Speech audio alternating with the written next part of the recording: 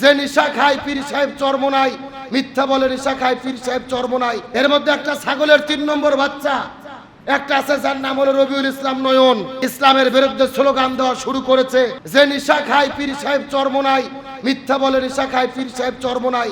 আলেমদের বিরুদ্ধে রাজাকার বলে বলে স্লোগান দেওয়া শুরু করেছে। স্বৈরাচার আওয়ামী লীগের আমলে যে স্লোগানগুলো শুনিনি, তার চেয়ে বেশি স্লোগান এই সমস্ত নেতার মুখে আমরা শুনতেছি। আলেমুল আমাদের রাজাকার বলে একদল কিন্তু পালাতে বাধ্য হয়েছে। আবারও যারা রাজাকারের নাটক শুরু করে আলেমদের অপমানিত করবে, এদেরকেও তাদের মতো ফলাফল ভোগ করতে হবে। ছাগলের 3 নম্বর বাচ্চা কথাবার্তা বলে যে নয়ন সাহেব একদম হিজড়ের মতো কথা কর না কেন। এই জাতীয় ঐক্যের মধ্যে ফাটল তৈরি করেছেন কিছু অতি পীড়িতি পাগল ছাগল মার্কা নেতা, যাদের খাইয়া দেয়া কাম নাই, আবল তাবল বক্তব্য দিয়ে তারা জাতির মধ্যে বিভেদ করে। কথা বলেন ঠিক কিনা? এর মধ্যে একটা ছাগলের 3 নম্বর বাচ্চা একটা আছে, যার নাম হলো রবিউল ইসলাম নয়ন। নিজেকে নেতা বলে দাবি করে, ইসলামের বিরুদ্ধে স্লোগান দেওয়া শুরু করেছে যে এই যে ইসলামী আন্দোলনের যিনি পীর সাহেব চরমোনাই, তার বিরুদ্ধে তিনি স্লোগান দিয়েছেন যে নিশা খায় পীর সাহেব চরমোনাই, মিথ্যা বলে নিশা খায় পীর সাহেব চরমোনাই। আলেমদের বিরুদ্ধে রাজাকার বলে বলে স্লোগান দেওয়া শুরু করেছে। স্বৈরাচার আওয়ামী লীগের আমলে যে স্লোগানগুলো শুনিনি, তার চেয়ে বেশি স্লোগান এই সমস্ত নেতার মুখে আমরা শুনতেছি। কথা কর না কা? একটা কথা বলতে চাই, আলেমুল আমাদের রাজাকার বলে একদল কিন্তু পালাতে বাধ্য হয়েছে।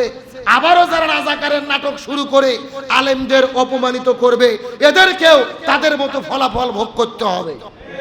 একটা কথা ভালো করে বোঝেন, যাকে তাকে জামাত শিবির রাজাকার এই মুহূর্তে বাংলা স্যার স্লোগান দিচ্ছেন, তারা কিন্তু পালাই নাই। কেউ দিল্লিতে পালাইছে, কেউ লন্ডনে গেছে। জামাত ইসলামের নেতা আলেমুল ওলামা পালায়নি, তারা দেশে বসে জীবন দিয়েছে, ফাঁসির দড়িতে ঝুলেছে। তার মানে তারা প্রমাণ করেছে দেশের প্রতি তাদের ভালোবাসা আছে না নাই। আরো ধরে বলেন, ছাগলের 3 নম্বর বাচ্চা কথাবার্তা বলে যে নয়ন সাহেব একদম হিজড়ের মতো কথা কর না কেন। একবারে কোমর বাঁকা কথাবার্তা দেখে মনে হয় হিজড়ে টাইপের। আমরা বলতে চাই, অতি উৎসাহী বক্তব্য আর স্লোগান কিন্তু জাতির মধ্যে বিভেদ সৃষ্টি করেছে। আমরা যদি একতাবদ্ধ না থাকি, ঘুরে ফিরে আমাদেরই ক্ষতি হবে, স্বৈরাচারদের লাভ হবে। কতক্ষণ ঠিক কিনা?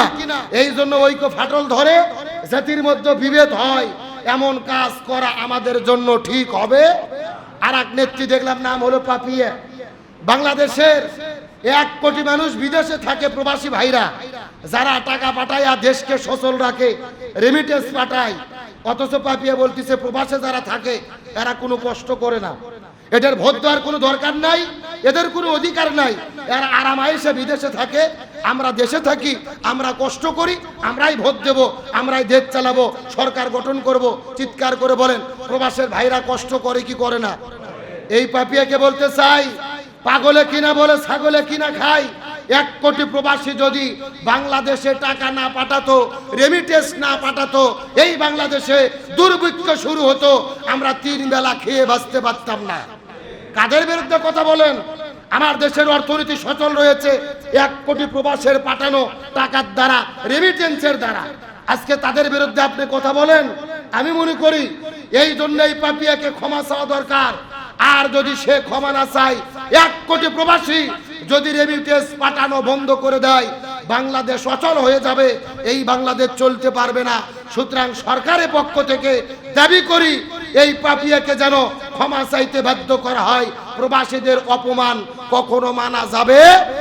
আজকে প্রবাসী ভাইরা কত কষ্ট করে, সারা দিন রাত পরিশ্রম করে রক্ত ঘামা টাকা দেশে পাঠায়, সেই টাকা দিয়ে আমরা ফুটনি করি, দেশ চালাই। আর প্রবাসীরা ভোট দেবে, তাদের অধিকার প্রতিষ্ঠা হোক, আমরা কি চাই না? 1 কোটি ভোটার বিদেশে আছে, তাদের মতামত কি, তারা কাকে চায় এটা জানার দরকার আছে না নাই? এখন তাদের পক্ষে অধিকার চাওয়া কি অপরাধ? আজকে তাদের বিরুদ্ধে আপনি দাঁড়িয়েছেন, আমরা দোয়া করি আল্লাহদেরকে হেদায়েত দান করুক, এমন নেতা নেত্রী থেকে এ জাতিকে আল্লাহ রক্ষা করুক, বলেন আমিন। আমি আপনাদের বলতে চাচ্ছিলাম, হোসাইনকে নিশ্চিহ্ন করতে চেয়েছিল, হোসাইনকে নিশ্চিহ্ন হয়েছে? জোরে বলেন হয়েছে? পৃথিবী যতদিন থাকবে হোসাইনের ভালোবাসা মানুষের অন্তরে অন্তরে থাকবে কি থাকবে না? অবশ্যই থাকবে। তার মানে বোঝা গেল ভালো মানুষের ভালোবাসা মানুষের অন্তরে অন্তরে টিকিয়ে রাখেন কে? আরো জোরে বলেন। আমার প্রিয় বন্ধুগণ, মুসলমান ভাইরা গভীর মনোযোগ। হুসাইন রাদিয়াল্লাহু তাআলার মুখের মধ্যে লাঠি ঢোকায়া আকাশের দিকে যখন উত্তোলন করা শুরু করে দিলেন, উপর দিকে মাথাটা উঠাইয়া লাঠির মধ্যে ঢুকায়া তার মাথাটা নিয়ে যখন ঘোরাঘুরি শুরু করে দিয়েছেন, এমন সময় রাসূলের একজন সাহাবী ডাক দিয়ে বলেন, এই ইয়াজিদ, তুমি কি করলে? কাকে তুমি অপমান করলে? কাকে তুমি হত্যা করলে? কার মুখের মধ্যে লাঠি ঢুকায়া তুমি ঘোরাফেরা করতেছ? আমরা জীবনে কতদিন দেখেছি ওই মসজিদুল নববীর ভেতরে আমাদের দয়ার নবী, মায়ার নবী, মুহাব্বতের নবী, রাহমাতাল লিল আলামিন নবী হুসাইন রাদিয়াল্লাহু তাআলাকে বুকের মধ্যে জোরে ধরে ওই ঠোঁটের মধ্যে কতদিন আমাদের সোনার নবী তাকে চুমু দিয়েছে। এই ইয়াজিদ, তুমি কাকে হত্যা করলে? তুমি কাকে বিদায় করে দিলে জমিনের মধ্য থেকে? নবীজির কলিজার টুকরা ভালোবাসার নাতি হুসাইন রাদিয়াল্লাহু তাআলা। একদিন আমার নবীজি নামাজ পড়তে পড়তে নামাজের সিজদার মধ্যে চলে গেছেন। হুসাইন রাদিয়াল্লাহু তাআলা নবীজির মাথার উপরে চড়ে নবীজির পাগড়িটা খুলে ফেলার পরে নবীজির মুখের মধ্যে ঢুকে দিয়ে নবীর মধ্যে পাগড়ি দিয়ে ওই পাগড়িটাকে লাগাম বানায়া হুসাইন রাদিয়াল্লাহু তাআলা নবীজির পিঠের উপরে চড়ে চিৎকার করে বলে, চল গোরা, চল চল চল গোরা, চল চল চল। নবীজি মনে মনে চিন্তা করেছে, আমি এখন আল্লাহর সন্তুষ্টির জন্য নামাজ পড়তে পড়তে নামাজের সিজদার মধ্যে চলে গেছি, জানি না আল্লাহ তাআলা এখন বেজার হয়ে যায় কিনা। এই কথা চিন্তা করে আমার নবীজি আস্তে করে হাতটা বের করার পরে পিঠের উপরে আস্তে করে হাত দিয়া যখন হুসাইনকে পিঠের মধ্যে নামাতে যায়, আল্লাহ তাআলা ডাকতে বলে, ইয়া রাসূলুল্লাহ, আপনি হুসাইনকে পিঠ থেকে নামাবেন না, তার কারণ আপনি হুসাইনকে যেমন ভালোবাসেন আমি আল্লাহ তেমন ভালোবাসি। রাসূল, আপনি হুসাইনকে পিঠের মধ্যে থেকে নামাবেন না। আপনি নবী যেমন হুসাইনকে ভালোবাসেন আমি আল্লাহ তেমনি হুসাইনকে ভালোবাসি। এই ভালোবাসার নাতি হুসাইনকে এই দুনিয়ার মধ্য থেকে তুমি বিদায় করে দিলে, এই দুনিয়ার মধ্য থেকে তুমি নিশ্চিহ্ন করে দিলে। নিশ্চিহ্ন করে দেওয়ার পরে এই দুনিয়ার মধ্য থেকে তুমি ইসলামকে নির্মূল করতে চেয়েছো। যে হুসাইন রাদিয়াল্লাহু তাআলা ওই হাসরের ময়দানে আল্লাহ যখন হিসাব নিকাশ শেষ করে দেবেন, জান্নাতে আর জাহান্নামী বলে ফয়সালা হয়ে যাবে, ওই জান্নাতের ভেতরে যুবকদের যিনি সর্দার হবে হুসাইন রাদিয়াল্লাহু তাআলা। একদিন আবার নবীজি মসজিদুন নববীর ভেতরে বসে থেকে হাসান আর হুসাইনকে নিয়ে খেলাধুলা করতেছেন।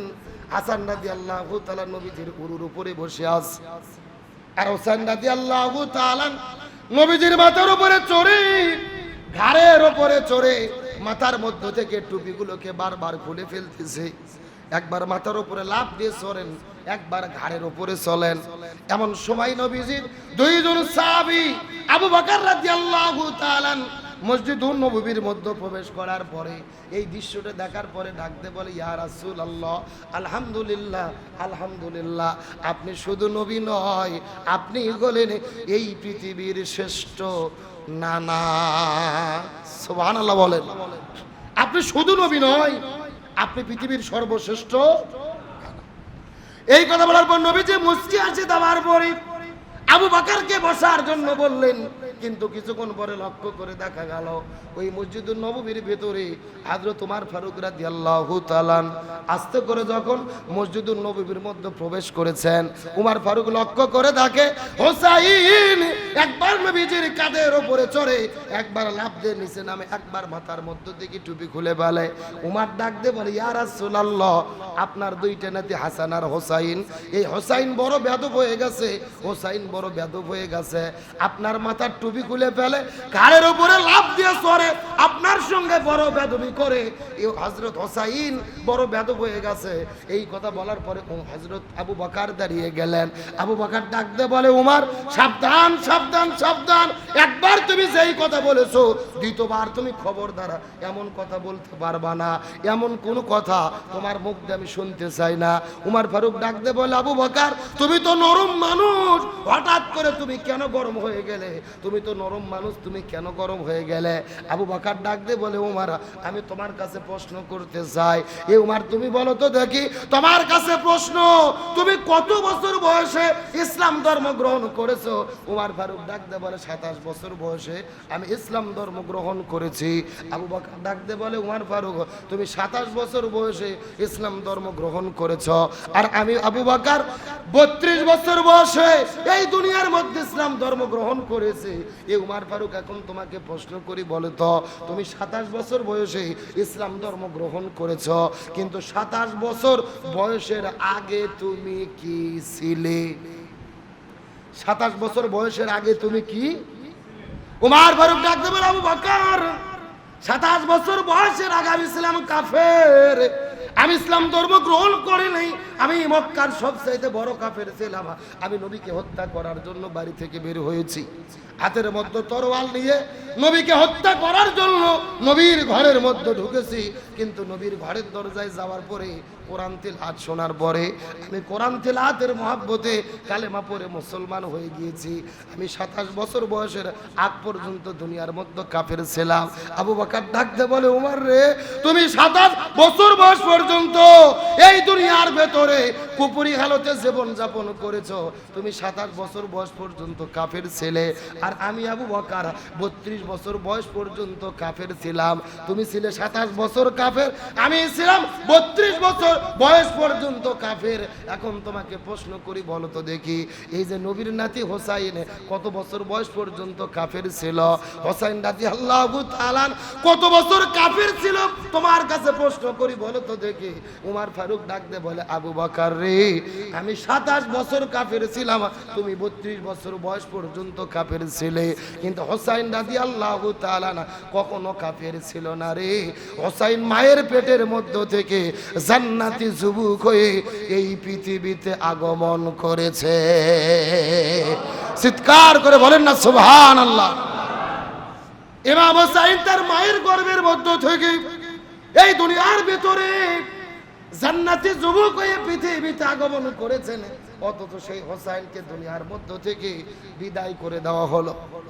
একজন সাহাবী কান্না করে করে বলে, এ ইয়াজিদ, এ জালেমের বাচ্চারা, আজকে কাকে তোমরা হত্যা করলে, কাকে তোমরা শহীদ করে দিলে?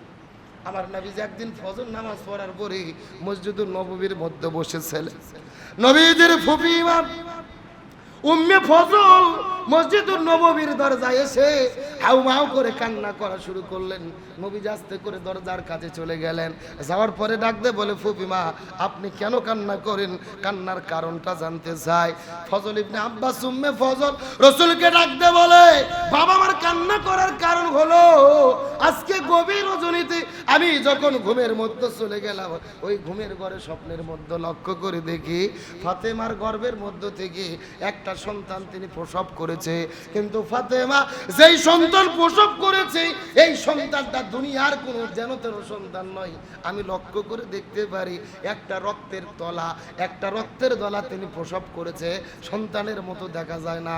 তার গর্ভের মধ্য থেকে একটা রক্তের টুকরা জমিনের মধ্যে চলে এসেছে, আর রক্তের টুকরার মধ্য থেকে ঝরঝর ঝরঝর করে রক্ত প্রবাহিত হওয়া শুরু করেছে। আমরা দীর্ঘক্ষণ ধরে চেষ্টা করেছি, কিন্তু তারপরেও ওই রক্ত প্রবাহিত রক্তটা কখনোই বন্ধ করা যায় না। এই দৃশ্য দেখতে দেখতে কিছুক্ষণ পরে হঠাৎ করে আমার স্বপ্নটা ভেঙে গেল। এই স্বপ্ন দেখার পরে বড় টেনশনের মধ্যে পড়ে গেছি।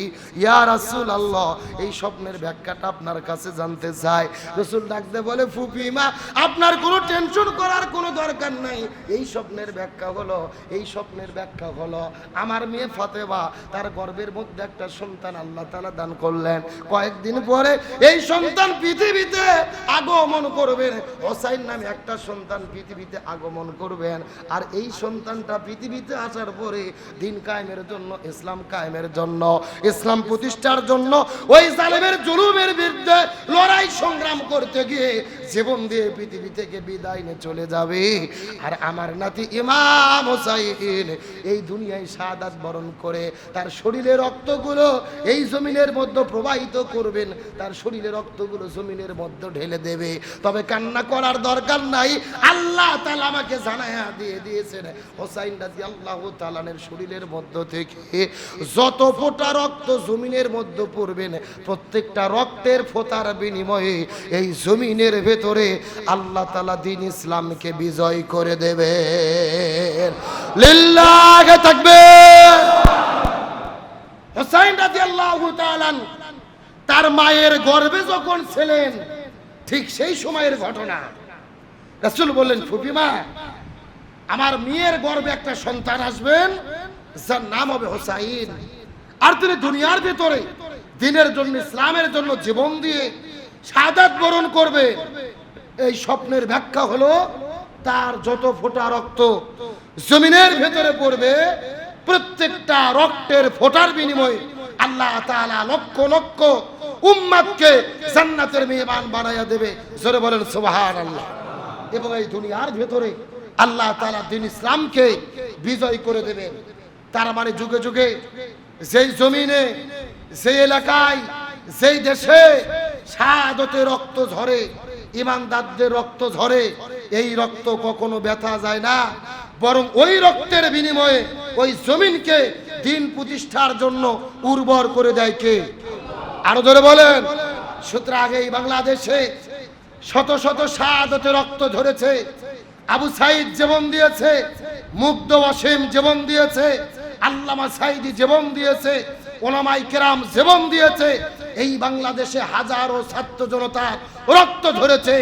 আজ হোক কাল হোক, এই রক্তের বিনিময়ে এই বাংলার জমিনে ইসলাম কায়েম হবেই হবে ইনশাআল্লাহ।